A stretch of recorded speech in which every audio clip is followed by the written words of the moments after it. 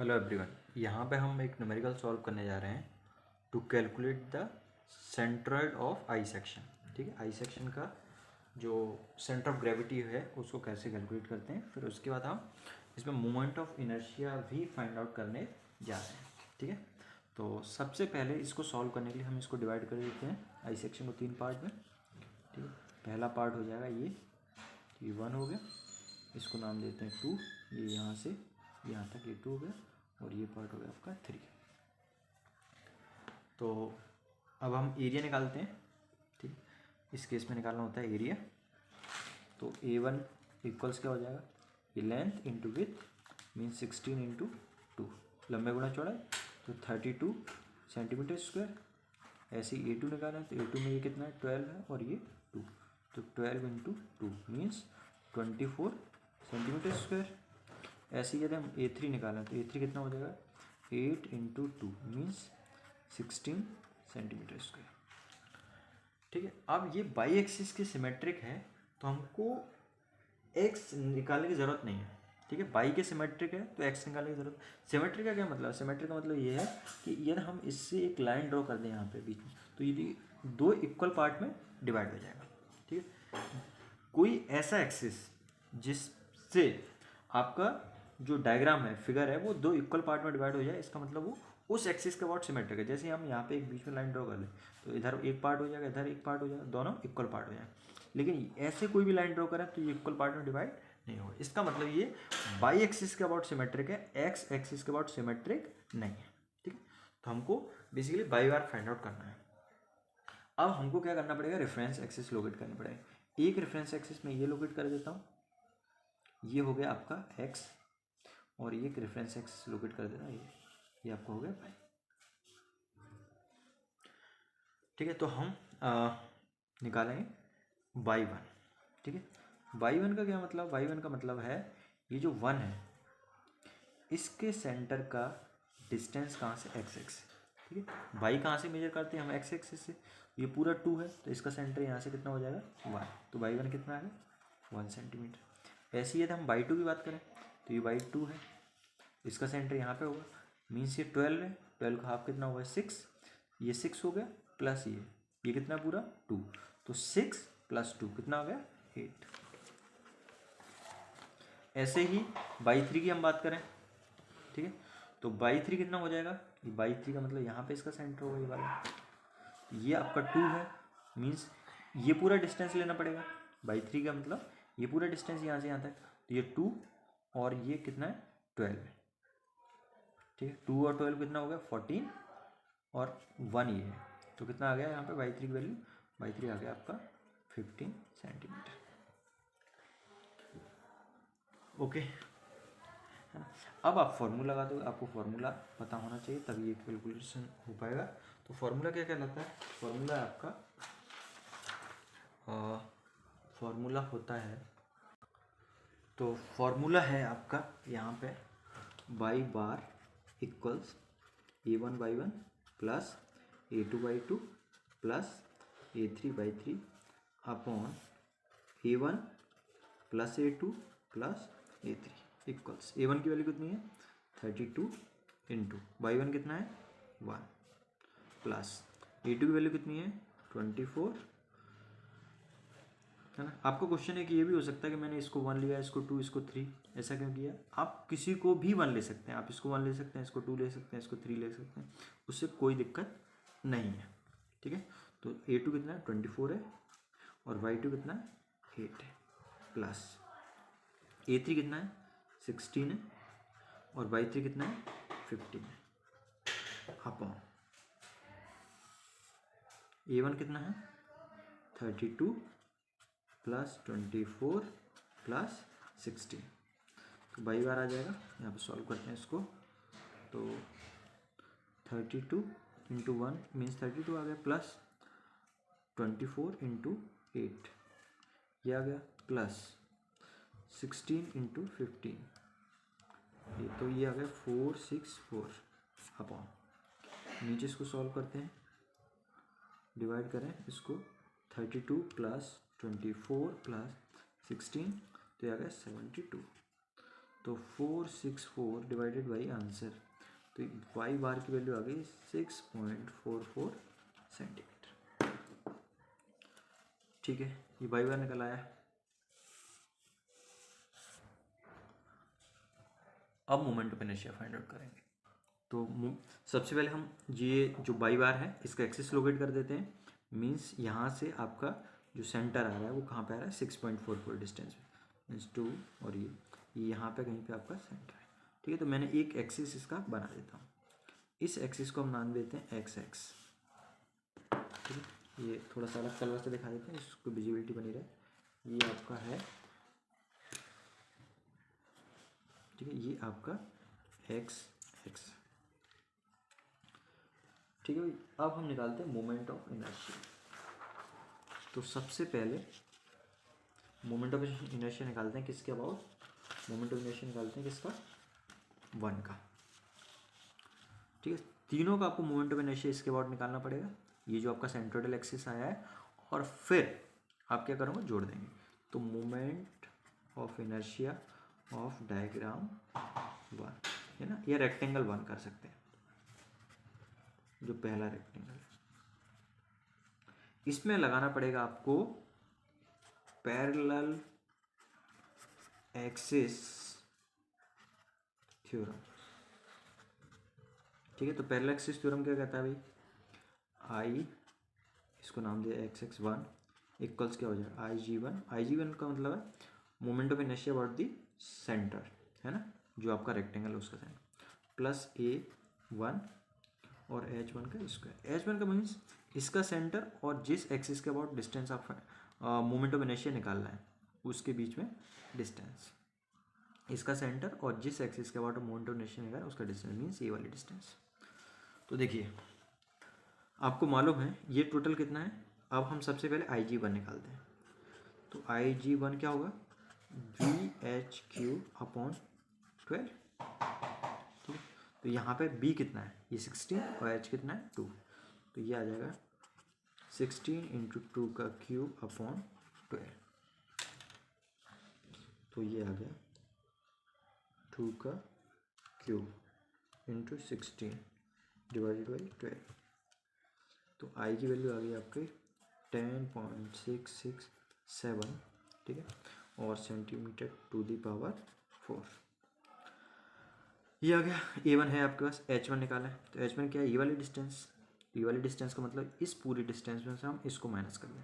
ये पूरा कितना आया बाई बार आपका 6.44। इसमें से माइनस करते हैं कितना, ये कितना 1 है, यहाँ से यहाँ तक 1, तो ये आ गया 5.44। ठीक है, तो इसको निकालते हैं वैल्यू पुट अप करके। इसमें सीधा वैल्यू पुट अप करके निकालना है आपको।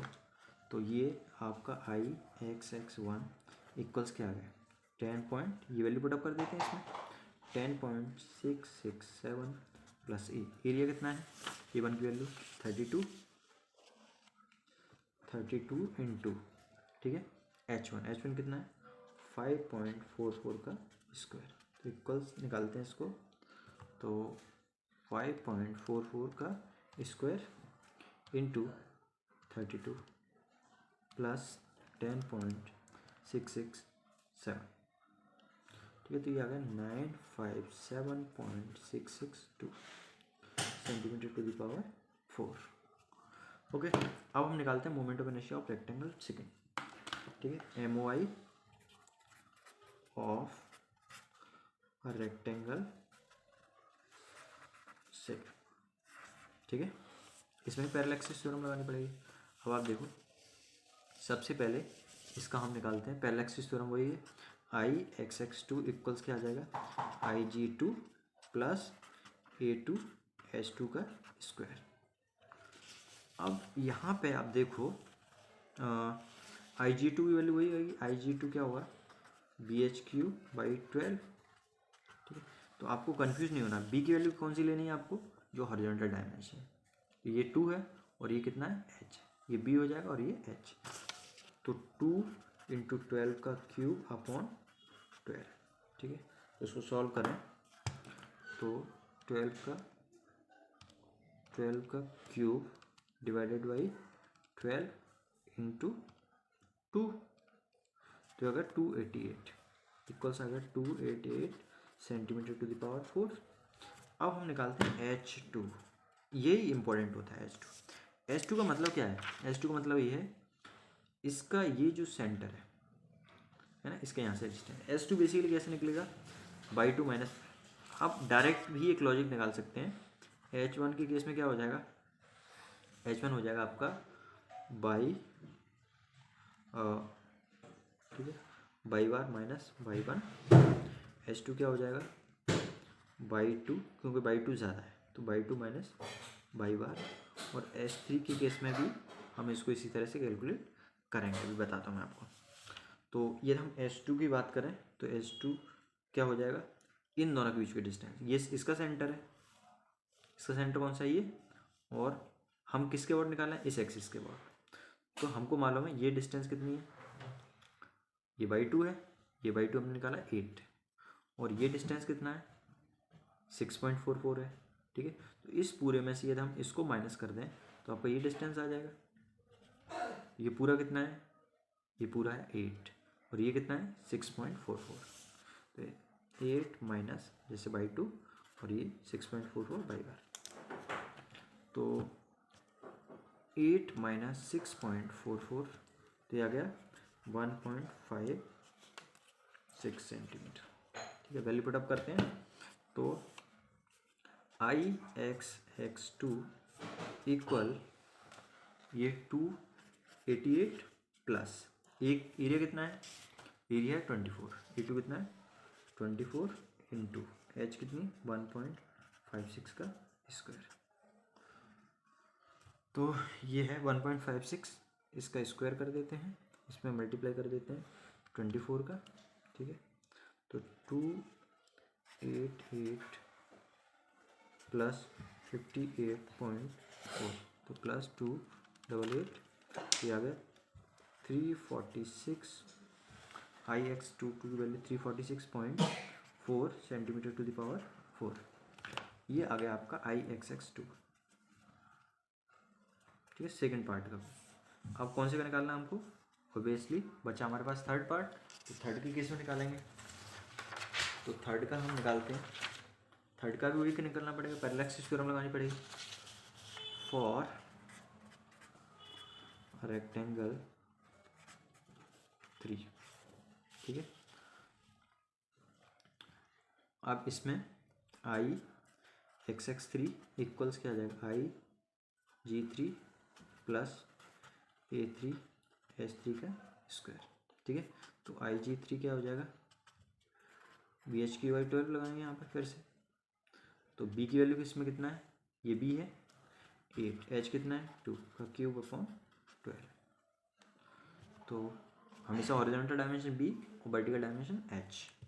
तो 8 इंटू 2 का क्यूब डिवाइडेड बाई 12, तो ये आ गया आपका IG3 equals 5.33 centimetre to the power 4।